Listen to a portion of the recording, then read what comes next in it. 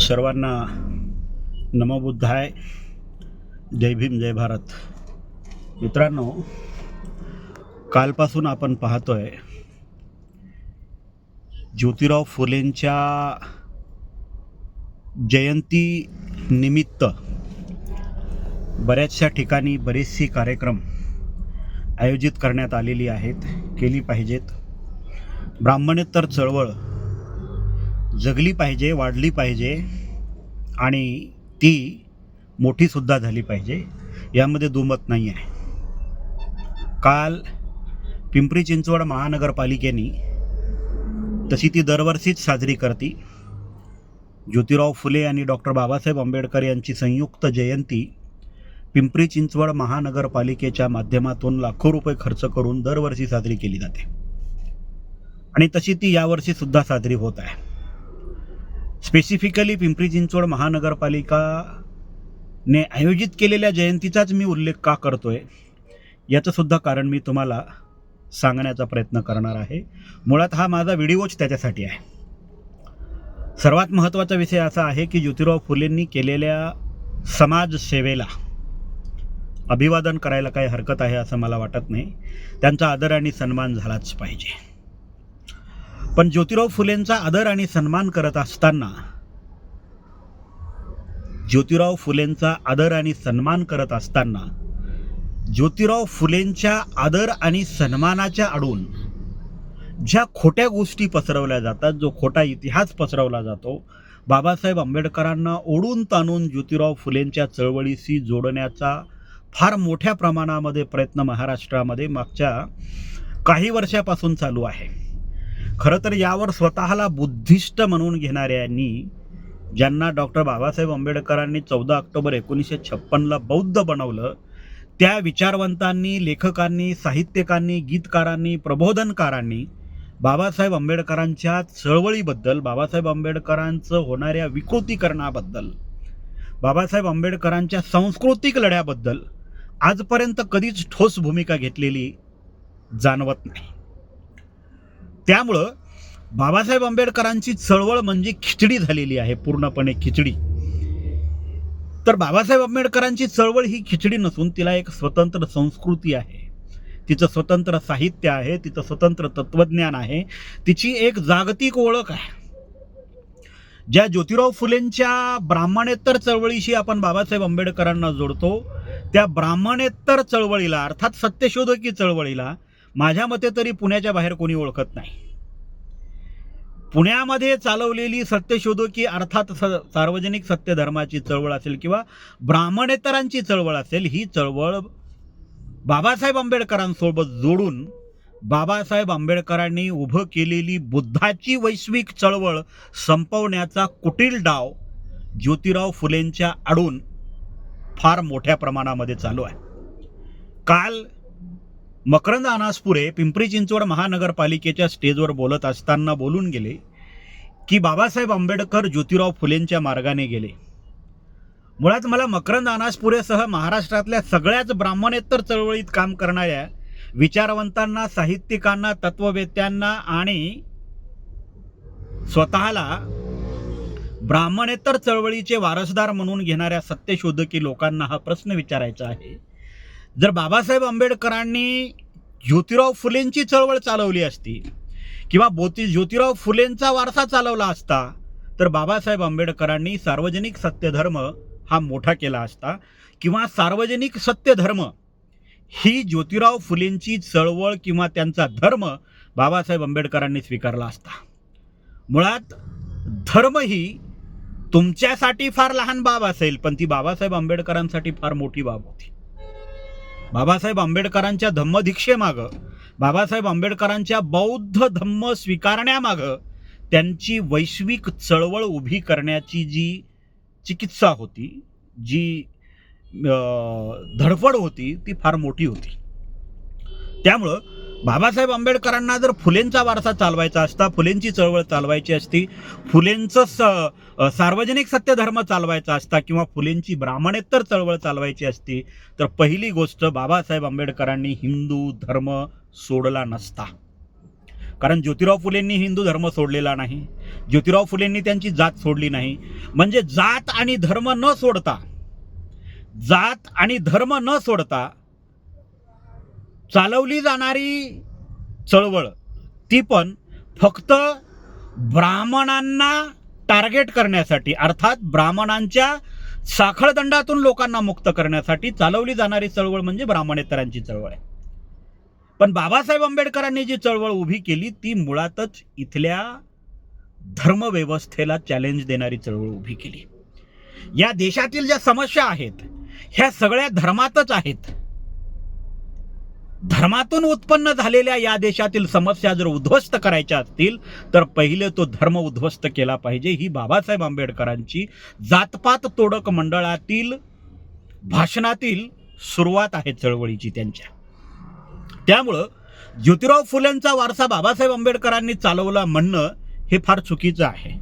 ज्योतिराव फुलेबद्दल अनादर नाही आहे, ज्योतिराव फुलेंच्या चळवळीबद्दलही अनादर नाही आहे, पण बाबासाहेब आंबेडकरांनी ज्योतिराव फुलेंची चळवळ चालवली असं म्हणणं खरं तर बाबासाहेब आंबेडकरांनी इथं उभं केलेल्या बुद्धाच्या चळवळीचा खून करण्यासारखा आहे. आणि तो खून इथं वारंवार केला जातोय. आज 60 वर्ष झालेली आहेत. बाबासाहेब आंबेडकरांनी बौद्ध धर्माची दीक्षा घेऊन 60 वर्षापेक्षा जास्त कालावधी होऊन गेलेला आहे. या देशातील बौद्धांना आजही बौद्ध म्हणून संविधानिक दृष्ट्या ओळख निर्माण करता आली नाही. त्याची फळं आपण भोगतोय. महाबोधी महाविहारच नाही हो, या देशातल्या सम्राट अशोकाने बांधलेल्या 84,000 लेण्या, स्तूप आणि स्तंभ, जिथं जिथं बुद्धाचं अवशेष आहे त्या सगळ्याच जागा आज ब्राह्मणांच्या ताब्यात आहेत. कारण ब्राह्मणांचं एक स्वतःचं आयडेंटिफिकेशन आहे, त्यांची एक स्वतःची ओळख आहे. तशी बौद्धांची ओळख नाही आहे. आणि बौद्धांची स्वतःची ओळख नसल्यामुळे त्यांचा वारसा कोणाचा आहे, त्यांची चळवळ कोणाची आहे, त्यांनी कोणाची चळवळ चालवली पाहिजे, त्यांनी वारसा कोणाचा चालवला पाहिजे, याबद्दल बौद्धांमध्ये फार मोठ्या प्रमाणामध्ये दुमत आहे, दुफळी आहे. आयडिओलॉजिकली ते परफेक्ट नाही आहेत. आणि आयडिओलॉजिकली ते परफेक्ट नसल्यामुळे त्यांचा वारसा चालवण्याचा जो अधिकार आहे ते गमावून बसलेली आहेत. आणि स्पेसिफिक मुळातच सांगायचं म्हणजे बौद्धांना त्यांचा वारसाच आजपर्यंत कळालेला नाहीये. छत्रपती शाहू महाराज असतील किंवा ज्योतिराव फुले असतील, यांचाच वारसा चालवणं ही बौद्धांची चळवळ नाही आहे. बुद्धाच्या चळवळीचा वारसा चालवणे, बुद्धाचा वारसा चालवणे ही खरी बौद्धांची चळवळ आहे. आता यामध्ये मला बाबासाहेब आंबेडकरांपासून फुलेंना आणि शाहू महाराजांना दूर करायचं नाही आहे, ही पण बाब लक्षात घ्या. बाबासाहेब आंबेडकरांना बुद्धापासून दूर करण्यासाठी ज्या पद्धतीनं शाहू महाराजांना आणि ज्योतिराव फुलेंना मोठं केलं जातंय, मोठं करण्यालाही माझा दुमत नाहीये, पण त्यांच्या आडून बाबासाहेबांच्या चळवळीच्या साहित्यामध्ये जी भेसळ केली जाते, मुळात ही भेसळ रोखणं काळाची गरज आहे. कारण या देशामध्ये जर इथल्या ब्राह्मणवादी व्यवस्थेला उत्तर द्यायचं असेल, त्यांना रोखायचं असेल, तर बुद्धाशिवाय दुसरा कुठलाही मार्ग इथे यशस्वी होऊ शकत नाही. हे बाबासाहेब आंबेडकरांना माहिती होतं. म्हणून बाबासाहेब आंबेडकरांनी ज्योतिराव फुलेंचा सार्वजनिक सत्य धर्माची चळवळ असेल किंवा ब्राह्मणेतरांची चळवळ असेल, ही 1935ला सोडून दिलेली होती. 1952ला बाबासाहेब आंबेडकरांनी सरळ बुद्धाचा धर्म स्वीकारलेला आहे. आणि ज्योतिराव फुलेंची जी सार्वजनिक सत्य धर्माची चळवळ होती, ब्राह्मणेतरांची जी चळवळ होती, ती बाबासाहेब आंबेडकरांनी नाकारलेली आहे.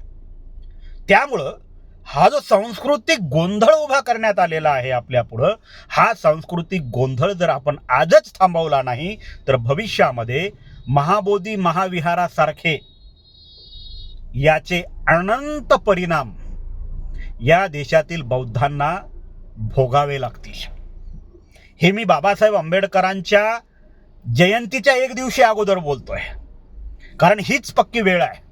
जर आपण आजही बाबासाहेब आंबेडकरांची सांस्कृतिक चळवळ समजून घेतली नाही, सांस्कृतिक लढा समजून घेतला नाही, बाबासाहेब आंबेडकरांनी बुद्धाकडे आपल्याला का नेलं हे जर समजून न घेता आपण शाहू आणि फुलेंमध्येच जर अडकून पडत राहिलो आणि बुद्धाची चळवळ बाबासाहेब आंबेडकरांपासून लांब केली तर भविष्यामध्ये आपली जी हानी होणार आहे ती कधीच भरून निघणारी हानी होणार आहे.